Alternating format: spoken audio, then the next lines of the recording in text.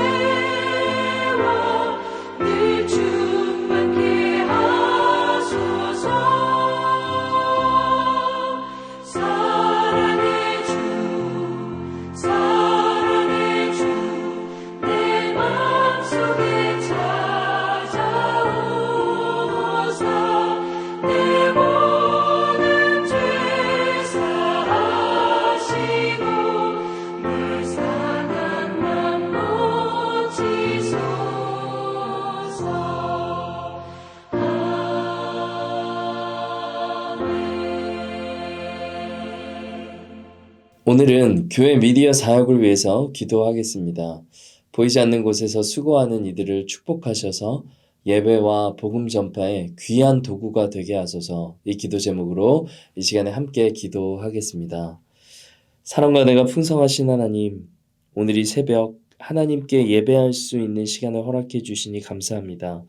이 시간 우리를 만나 주시고 말씀으로 주님의 뜻을 알려주시고 그 말씀에 순종으로 반응하는 시간 되게 하여 주시옵소서. 특별히 오늘 교회 미디어 사역을 위해 간구합니다. 수고하는 손길들 축복하셔서 교회 모든 예배와 복음 증거에 귀한 도구로 쓰임 받게 하여 주시옵소서. 감사드립니다. 예수님의 이름으로 기도드립니다. 아멘. 네, 오늘 주신 하나님의 말씀은 욥기 9장 25절에서 35절까지의 말씀입니다. 우리 한 목소리로 읽겠습니다. 나의 날이 경주자보다 빨리 사라져 버리니 복을 볼 수 없구나. 그 지나가는 것이 빠른 배 같고 먹이에 날아내리는 독수리와도 같구나. 가령 내가 말하기를 내 불평을 잊고 얼굴빛을 고쳐 즐거운 모양을 하자 할지라도 내 모든 고통을 두려워하오니 주께서 나를 죄 없다고 여기지 않으실 줄을 아나이다. 내가 정죄하심을 당할진대 어찌 헛되이 수고하리이까. 내가 눈 녹은 물로 몸을 씻고 잿물로 손을 깨끗하게 할지라도 주께서 나를 개천에 빠지게 하시리니 내 옷이라도 나를 싫어하리이다. 하나님은 나처럼 사람이 아니신즉 내가 그에게 대답할 수 없으며 함께 들어가 재판을 할 수도 없고 우리 사이에 손을 얹을 판결자도 없구나. 주께서 그의 막대기를 내게서 떠나게 하시고 그의 위엄이 나를 두렵게 하지 아니하시기를 원하노라. 그리하시면 내가 두려움 없이 말하리라. 나는 본래 그렇게 할 수 있는 자가 아니니라. 아멘. 욥의 절망이라는 제목으로 하나님 말씀 증거하겠습니다. 오늘 본문은 절망에 빠져 있는 욥을 묘사하고 있습니다. 25절과 26절의 말씀입니다. 나의 날이 경주자보다 빨리 사라져 버리니 복을 볼 수 없구나. 그 지나가는 것이 빠른 배 같고 먹이에 날아내리는 독수리와도 같구나. 사람은 고난에 처해도 좋아질 기미가 보이면 희망이 생기기 마련입니다. 그런데 오늘 본문의 욥에게는 한 줄기 빛조차 보이지 않는 상황입니다. 이렇게 세월이 덧없이 빨리 지나가면 인생의 마지막까지 내가 복을 볼 수 없다. 또 회복될 수 없다. 이렇게 말하면서 욥이 절망하고 있습니다. 이렇게 깊은 심연에 빠진 욥은 한 가지 방안을 생각합니다. 27절의 말씀입니다. 가령 내가 말하기를 내 불평을 잊고 얼굴빛을 고쳐 즐거운 모양을 하자. 우리도 신앙생활에서 원망과 불평을 그만하고 감사하기 시작하라와 같은 조언을 듣곤 합니다. 항상 기뻐하라, 쉬지 말고 기도하라, 범사에 감사하라 이런 말씀도 있지 않습니까? 욥도 자기 부모님이나 혹은 선조들에게 또 믿음의 친구들에게 배운 대로 불평하지 않고 감사하려고 했던 모양입니다. 그렇게 하지 않아서 자기 상황이 나아지지 않는가 하는 죄책감도 든 것 같습니다. 그러나 현실은 전혀 변한 게 없습니다. 이어지는 28절 말씀을 보면 내 모든 고통을 두려워하오니 주께서 나를 죄 없다고 여기지 않으실 줄을 아나이다. 원망의 말을 끊고 감사를 시작을 해도 여전히 고통이 두렵고 정죄감에서 헤어나오지를 못한다라고 고백합니다. 우리도 이럴 때가 있지 않습니까?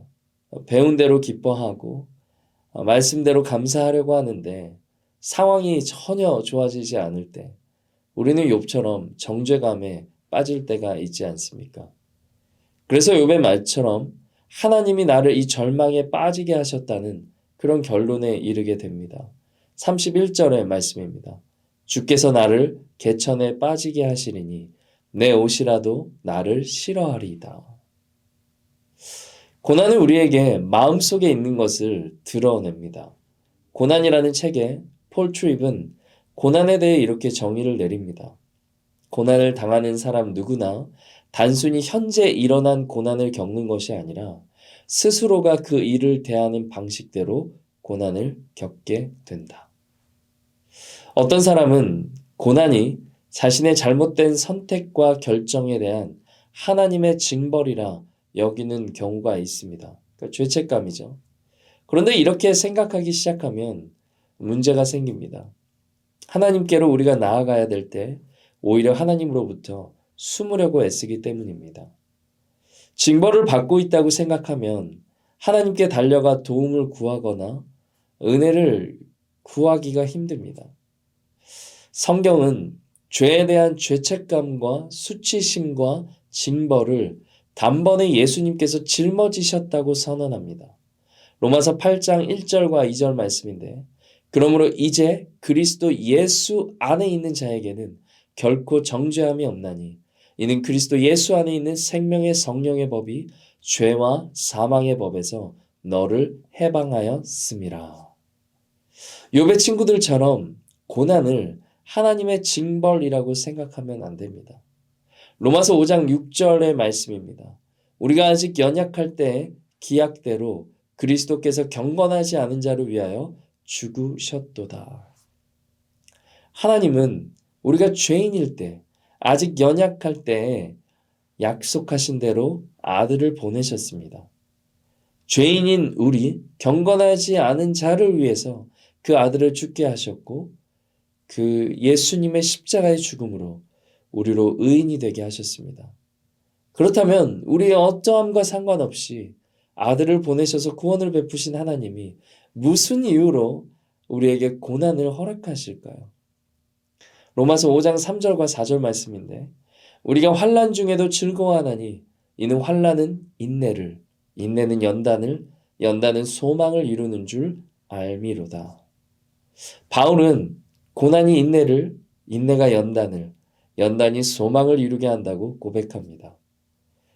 이 타락한 세상 속에 사는 우리에게 고난은 언제나 예고 없이 찾아올 수 있습니다.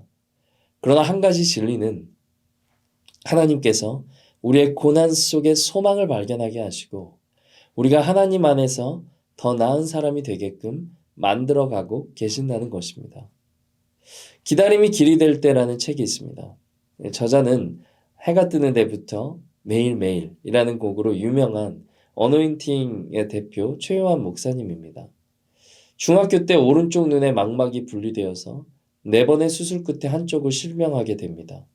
시간이 흘러갔고 결혼도 하고 아이를 낳아서 기르던 2018년 어느 날 괜찮던 한쪽 눈에도 이상이 왔습니다.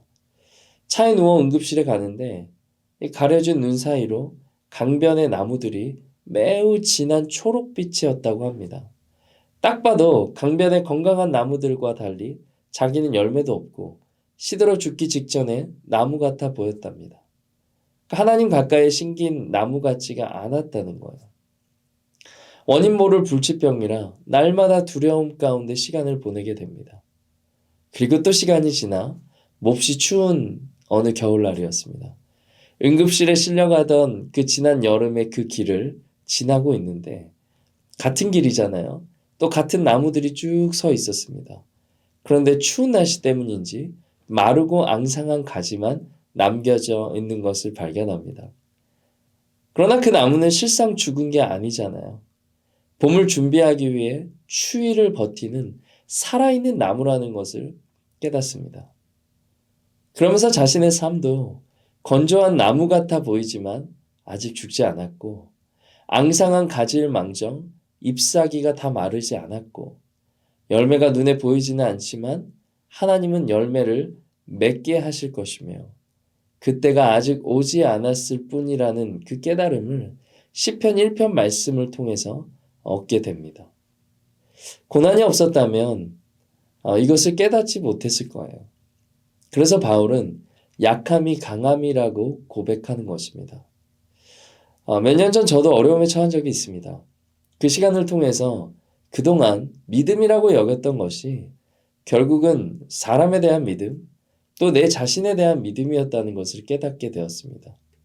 하나님만 의지할 수밖에 없는 상황이 만들어지면서 내 안에 있던 거짓된 믿음들, 잘못된 믿음을 떨쳐버릴 수가 있었고 고난 속에서 하나님이 하실 일을 소망하게 되었습니다. 한 번은 피부가 너무 안 좋았던 적이 있는데 그제야 비로소 저의 건강도, 저의 생명도, 저의 호흡도 이 모든 것이 하나님께 의지하고 있다는 것이 깨달아졌고 그래서 삶의 순간순간을 하나님께 의지하게 되었습니다. 그래서 우리 믿는 성도들에게 고난은 축복이라고 말할 수 있는 것입니다. 욥은 절망 속에 빠져 있습니다. 세월이 너무 빠르게 지나가고 있고 정죄감과 원망에 빠져 있습니다. 그리고 본문의 하나님은 직접적으로 보이지 않습니다. 그러나 하나님은 이 모든 상황을 다 보고 계셨습니다.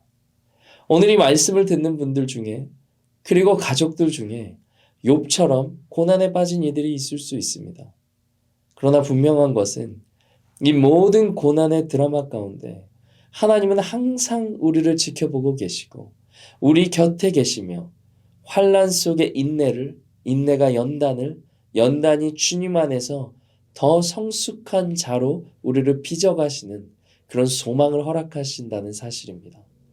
욥을 통해 하나님은 이것을 우리에게 알려주기를 원하십니다. 하나님을 신뢰합시다. 하나님은 우리를 내버려 두지 않으십니다. 우리 곁에 고통 가운데 있는 이들이 있습니까? 그렇다면 그들과 같이 울어주고 잠잠히 기다려주고 함께 기도해주는 우리 모두 되시기를 바랍니다.